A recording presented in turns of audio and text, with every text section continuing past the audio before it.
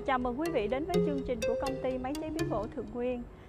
Như quý vị cũng đã biết là những cái sản phẩm mà ngắn hoặc là những cái sản phẩm mà dài như thế này, ngắn thì ngắn 100mm và dài thì có thể là 2m, 1m50 trở lên, và những cái sản phẩm mà nó cao như thế này thì ta nên sử dụng những cái máy nào để cho chúng ta một cách an toàn. Chúng ta sử dụng máy bào hai mặt cũng được, nhưng mà riêng máy bào hai mặt là khi mà ta làm phôi ngắn như thế này thì tốc độ nó sẽ chậm. Nếu ví dụ như ta kết hợp sử dụng cái máy bào thẩm này thì với cái diện tích bề rộng của mặt bàn làm việc là 400mm thì tốc độ nó sẽ nhanh hơn. Và ví dụ như những cái phôi mà nó cong, nó dài trên 2m như thế này, hoặc là những cái sản phẩm dài maximum là 200mm thì chúng ta sẽ sử dụng máy bào hai mặt thì có thể là tốc độ nó sẽ chậm, nó chỉ đi được khoảng chừng 16 đến 18m trên phút, mặc dù cái tốc độ của máy bào chỉ có là 24m trên phút là maximum. Cho nên là chúng ta sử dụng đầu tư cái máy này để thay thế, để mà thao tác ra những cái sản phẩm như thế này thì tốc độ nó sẽ nhanh hơn. Giới thiệu đến quý vị, đây là máy bào thẩm với thương hiệu là Custech đến từ Đài Loan. Sau đây mời quý vị xem vận hành máy. Sau đây tôi sẽ mời anh vận hành cho quý vị xem.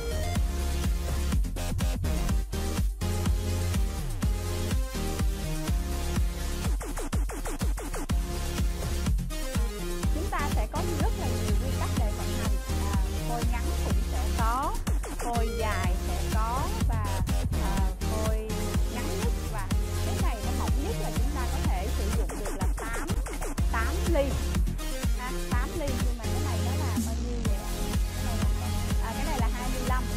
Thì chúng tôi sẽ phôi này chưa có bào, mới ghép thôi, cho nên là chúng ta sẽ bào mỗi một lần thì ta chỉ ăn một thôi, tại vì cái này là bào thẩm, có nghĩa là để nó xử lý phôi để cho nó phẳng mặt bàn. Cho nên đây là cái phần đầu tiên là chúng ta sẽ sử dụng là chúng ta sẽ đo kích thước phôi.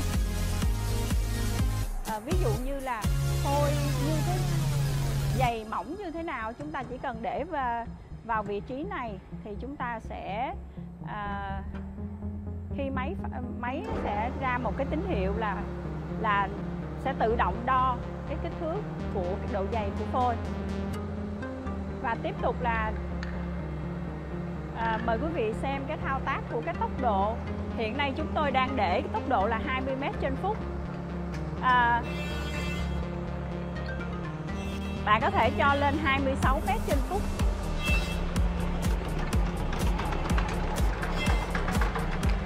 Đây là mặt dưới, cho nên các bạn coi mặt dưới của phôi rất là đẹp.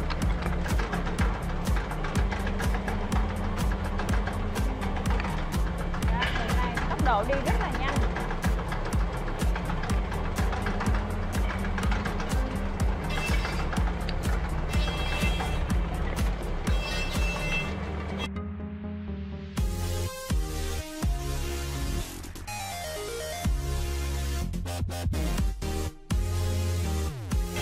Rất là mịn và rất là nhanh.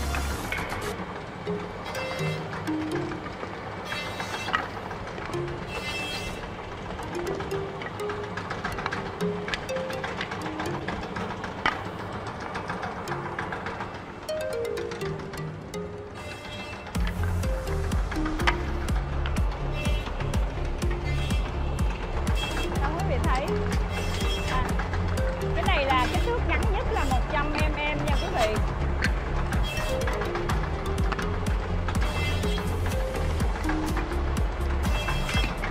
Và cái này đưa phôi bằng phải, chứ không phải là đưa phôi bằng rulo, cho nên là cái lượng mà chúng ta làm á, nó đè phôi nó sẽ đẹp hơn và ra cái mịn hơn, và nó cũng sẽ nhanh hơn.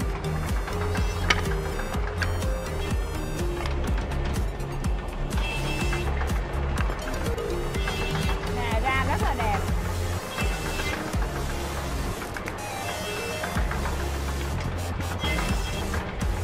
Vì trục dao là dao sắn, cho nên là khi mà chúng ta sử dụng máy nó chạy rất là êm, rất là đẹp. Rồi chúng tôi sẽ thử cái cây mà phôi dài.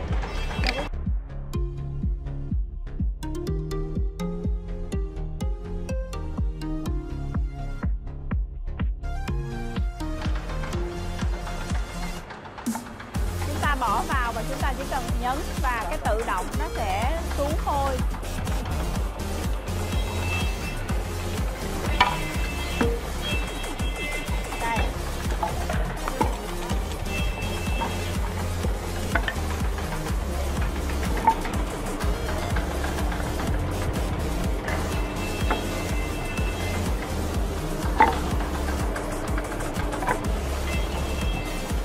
Ra rất là đẹp.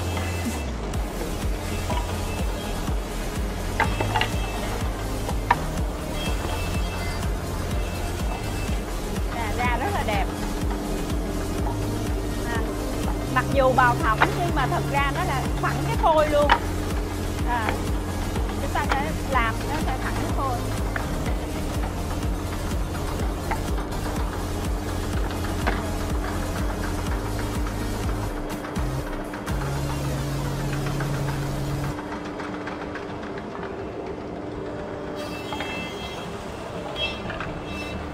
Đây, mỗi lần nó sẽ ra một mặt.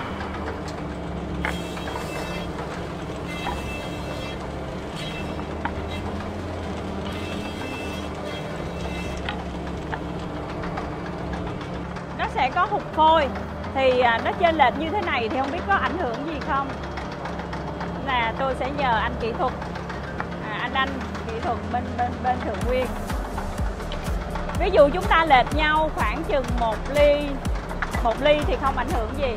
Nhưng mà nếu ví dụ như mà chúng ta phôi chúng ta lệch nhiều quá thì quý vị không nên cho vào một lúc. Tại vì độ cho phép khi mà băng tải đi qua chúng ta chỉ có thể là cho độ lệch với nhau có thể là 1 ly thôi.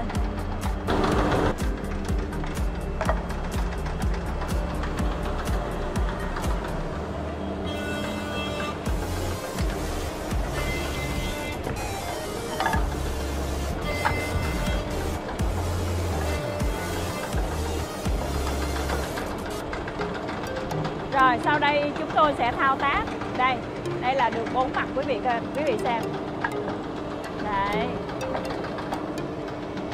Rất là phẳng, rất là đạt. Anh có cây thước không? Thước kẹp hay là gì để mình kẹp thử xem coi là cái độ chính xác của nó.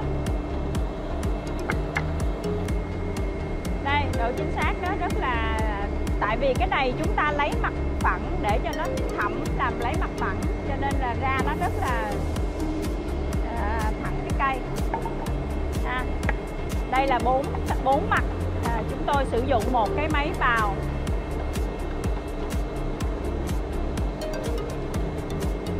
Chúng ta sẽ thay đổi cái phôi nó dài hơn.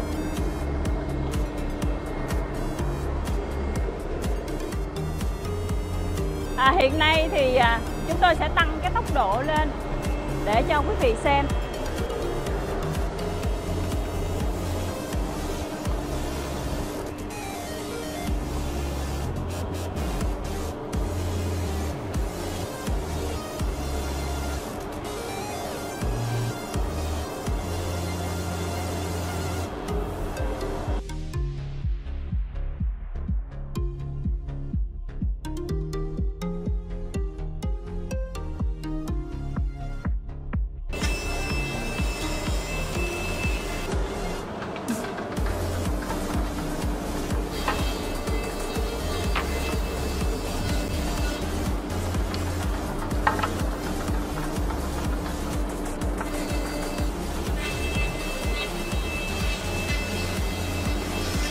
Tốc độ rất là nhanh.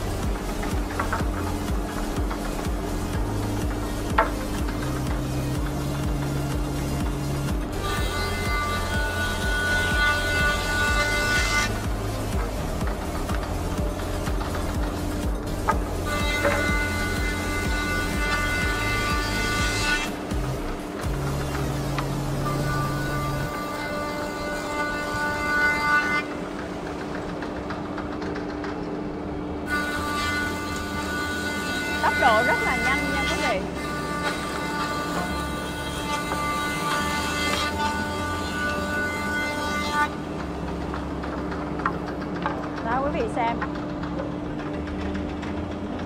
Rất là đạt, rất là mịn.